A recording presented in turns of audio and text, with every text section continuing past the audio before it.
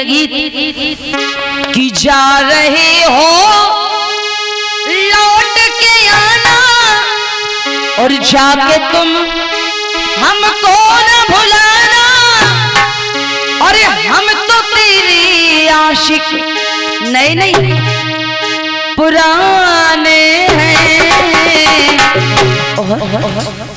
हम दीवाने। ये सुनो लेकिन अपना बोलेंगे आप, ये गाएंगे मेरे साथ में कि भीम ने संविधान बनाया और दुखियों को है गले लगाया, और हम तो मिशन की आशिक नहीं नहीं पुराने हैं, और अरे हम दीवाने तुम दीवाने सब दीवाने भीम के,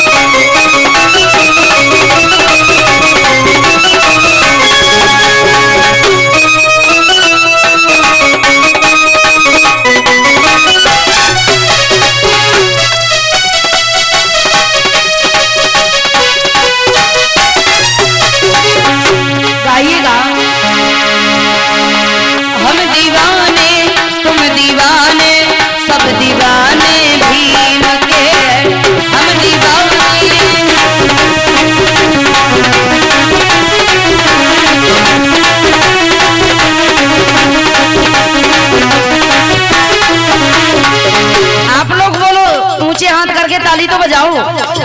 जब ये ताली बजाओगे, ये जैसे मैं कैसियो बजा रही हूँ, ये हारमोनियम है, ये ढोलक है, वो घड़ा है, ये चिमटा है, आपके पास में भी ये अपना ये म्यूजिक है, आप अपना म्यूजिक बजाइए। कौन सा म्यूजिक? ताली वाला।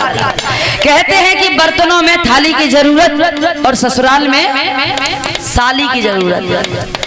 ससुराल में सब हों भैया, सास हो, ससुर हो, साले हो, सराइज हो, लेकिन साली ना हो तो ऐसे बैठे रहा भींगी बिल्ली जैसे।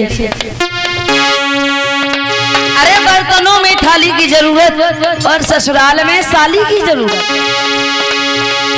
कान में बाली की जरूरत, गांव में पानी निकलने के लिए नाली की जरूरत, और रजनी अम्बेडकर का ये जब गाना गाती हो तो आपकी ताली की जरूरत। ताली की जरूरत। हम दीवाने तुम दीवाने सब दीवाने भीम के, हम दीवाने।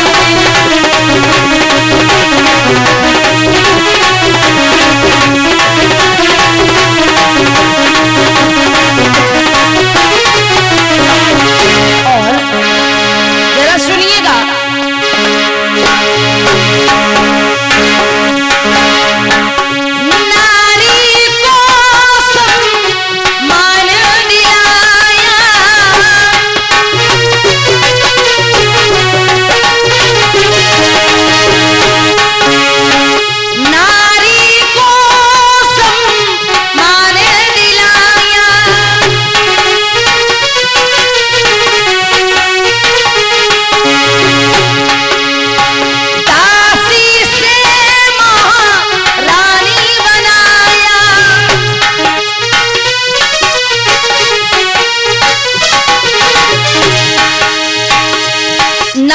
सम्मान दिलाया।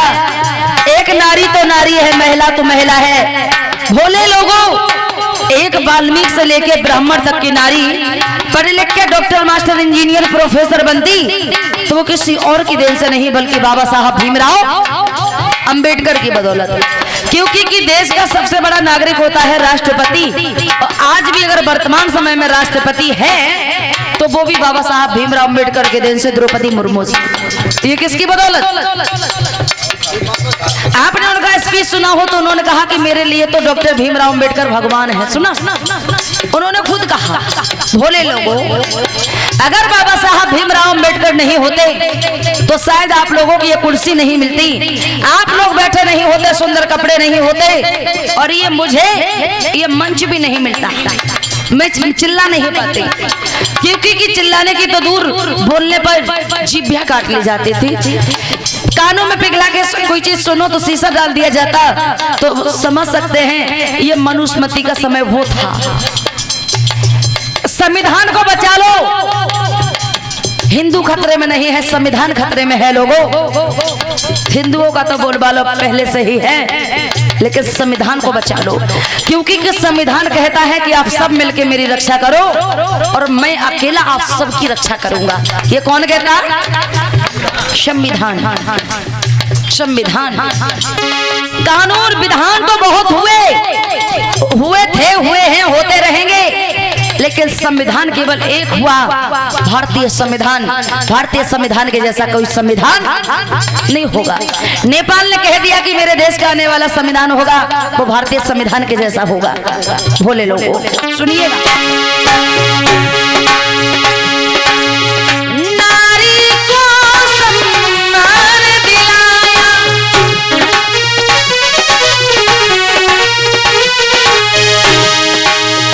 दासी से महारानी बनाया,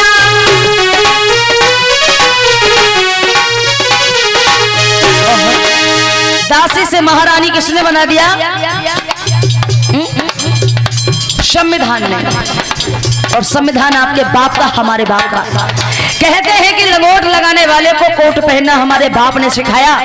अरे लंगोट लगाने वाले को कोट पहनना, टाई बेल्ट लगाना मेरे बाप ने सिखाया, और उन एंटीना बालों के बाप में दम नहीं था, इसीलिए तो संविधान हमारे बाप से लिखाया। सुनिए, इसीलिए कहते हैं सोत को भीम जी ने जगाया, सोत को भीम जी ने जगाया, रोत को भीम जी ने हंसाया। अरे हम तो मिशन की आशिक पुराने हैं, और हम दीवाने, तुम दीवाने, सब दीवाने भीम के।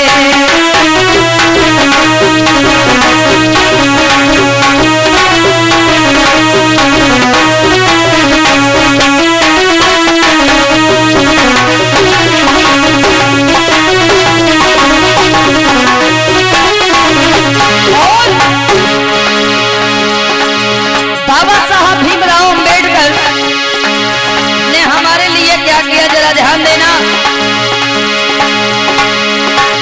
महाड़ताल का पानी वो ढोंगी पाखंडी लोग, जो महाड़ में चौदार नामक तालाब था, उस तालाब से पानी छूने का भी हक नहीं हो। महाड़ताल का पानी वो छूने ना देते ढोंगी पाखंडी लोग। एक तालाब में घुस के जानवर, घोड़ा, गधा, ये सब गोबर करते, मूत्र करते, नहाते धोते, सब कुछ करते। इतने गंदे से पानी को पीने के दूर आपको छूने का भी हक नहीं था। बाबा साहब भीमराव अंबेडकर ने पढ़ने लिखने के बाद सबसे पहले अगर कोई सत्याग्रह किया तो सबसे पहला सत्याग्रह किया पानी के लिए।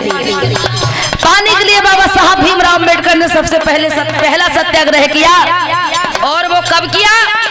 19 मार्च को, 20 मार्च को और सन 1927 को। जैसे कि अभी संचालक महोदय जी बता रहे थे कि मोहम्मदन लोग काफी आए हैं, ये बहुत खुशी की बात है। भोले लोगों, ये तो मैंने आते आते पहले ही बता दिया, मुझे तो नहीं पता कि कौन समाज किस समाज के लोग, लेकिन मैं ये जानती हूँ कि ये सब मेरे परिवार के लोग बैठे हैं, क्योंकि मुसलमान एक आपके दुश्मन नहीं है। अभी मैंने कहा था काली चीज कोयला नहीं होती, चमकने वाली चीज सोना नहीं होती, और धोखा वही खाते जिन्हें दोस्त और दुश्मन की पहचान नहीं होती। महाड़ तालाब के लिए 19 और 20 मार्च सन 1927 को जो सत्याग्रह किया था बाबा साहब भीमराव अंबेडकर ने, सत्याग्रह मीटिंग करने के लिए कोई जगह नहीं दे रहा था। अगर जगह किसी ने दी तो वो जगह पता किसने दी? मुस्लिम समाज के लोगों ने जगह दी। महान सत्याग्रह की मीटिंग के लिए। अब बताइए, जिसने सत्याग्रह करने के लिए जगह दी तो वो दुश्मन हो सकता है क्या? आपके बाबा साहब भीमराव अंबेडकर की जगह जगह देखो प्रतिमा तोड़ी जा रही है, प्रतिमा के साथ छेड़छाड़ होती, और छेड़छाड़ कोई गर्दन के साथ नहीं होगी, पैर के साथ नहीं होगी, सबसे पहले किसके साथ होगी? उंगली के साथ। ज्यादातर आप लोगों ने देखा होगा कि बाबा साहब भीमराव अंबेडकर की जो फोटो स्टैचू बनी होती वो लोग अब ऊपर की तरफ कर देते। ऊपर की तरफ क्या, बादर में चले जाओ, ऊपर की तरफ बाबा साहब भीमराव अंबेडकर की उंगली सारा नहीं करती, वो उंगली करती है सामने। ये संसद तुम्हारी है, ये सदन तुम्हारा है, जाओ और इस पे तुम्हें कब्जा करना होगा। शोषित पीड़ित वंचित गरीब समाज के लोगों की आवाज उठानी पड़ेगी। आवाज उठाओ जाके और तुम सांसद विधायक बन के चुन के जाओ। बताइए, सबसे पहले उंगली को तोड़ दिया जाता है इसलिए कि उंगली को तोड़ दिया जाए तो फिर इनके ये समाज के लोग सदन की तरफ, संसद की तरफ नहीं जा पाएंगे, और सदन को छोड़ के, संसद को छोड़ के हम लोग किधर भागते? कांवड़ भरने के लिए भागते, कांवड़ भरने के लिए गंगा की तरफ कांवड़ भरने जाते तो यही भैया नौजवान लोग इन्हीं के ऊपर जहाज के द्वारा फूल बरसाए जाते। अभी प्रशासन ने नियम निकाल दिया था, कौन सा भी कोई त्योहार निकला था हिंदुओं का, 1 लाख रुपए हर जिले के लिए, जो जितना खर्चा करेगा वो सब दो, लेकिन ये ढोंगी पाक यज्ञ हवन ये हर जगह करवाया जाए, है ना? भोले लोगों, ये बात याद रखना कि आपके मसीहा बाबा साहब भीमराव अंबेडकर को अगर संविधान सभा में किसी ने चुन के भेजा तो मुसलमान भाइयों ने भेजा, है ना? उसके बाद माता सावित्रीबाई फुले के साथ में अगर कदम से कदम मिला के पढ़ने और पढ़ाने का काम किया गरीब शोषित पीड़ित समाज के बहन बेटियों को, तो वो किसी और ने नहीं किया, मुस्लिम समाज की अम्मी फातिमा शेख ने किया। तो बताइए मुसलमान आपका दुश्मन कैसे हो गया? आपका दुश्मन नहीं है। आप इन्हें अपने घर पे बुलाओ, कोई कार्यक्रम हो इन्हें बुलाओ, आप इनके यहाँ जाओ।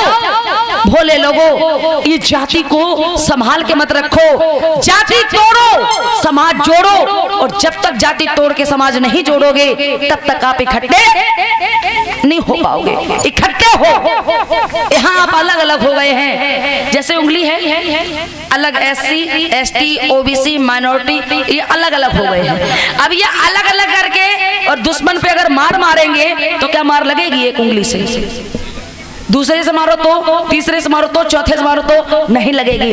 लगेगी कब? इनका पावर तब पूरा दिखाई देगा जब इनको इकट्ठा करोगे, और जब इकट्ठा कर लोगे तो ये एकदम से घूसा है ना, जिसके घूसा लग गया ना दुश्मन के, वो अपने आप सीधा हो जाएगा। हो जाएगा कि नहीं? अब ये सीधा कैसे होगा? आपको अपने मन से ये भ्रम निकालना पड़ेगा कि हम जाटव हैं, ये अपने मन से भ्रम निकालना पड़ेगा हम कुशवाहा हैं, आपको ये भ्रम निकालना पड़ेगा कि वो मुसलमान भैया हैं। मीना ST, अच्छा ST समाज के लोग, अरे कोई भी हो, ये जाति तोड़ो, जाति खत्म करो, अपने घर पे सबका आना जाना रखो, विद्वानों को बुलाओ घर पे, विद्वानों के यहाँ जाओ, और ऐसे जाति खत्म होगी। बोले लोगों, आज जाति खत्म करने के लिए लोग नहीं तुले, आज आरक्षण खत्म करने के लिए तुले हैं। आरक्षण नहीं होगा, आपकी कैसे नौकरी लगेगी, कैसे क्या होगा? आरक्षण तो धीरे धीरे खत्म हो ही रहा है, चिंता मत करो। भोले लोगों, वो सरकारी थी प्राइवेट हो गई। एक बात याद रखना कि ये समाज को इकट्ठा करके, चाहे वो राजनीति क्षेत्र हो, चाहे वो धार्मिक क्षेत्र हो, चाहे जैसा भी क्षेत्र हो, सबको इकट्ठा करके जब चलोगे तो अलग चीज होगी। आपकी ताकत अलग है, आपकी संख्या ज्यादा है, और जिसकी जितनी संख्या भारी उसकी उतनी भागीदारी, हिस्सेदारी। लेकिन आपकी कहाँ है? कितने सांसद है, कितने विधायक है? सुनिएगा,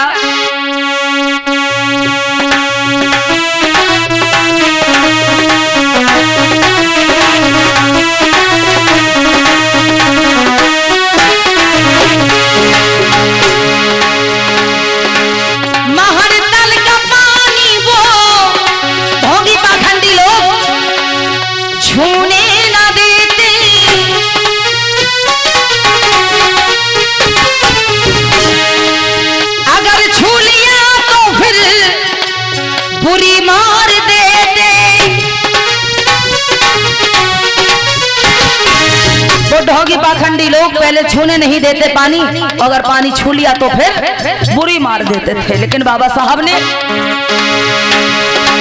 प्यासे को पानी है पिलाया, क्षमता का हक हमें दिलाया। प्यासे को पानी है पिलाया, समता का अधिकार दिलाया।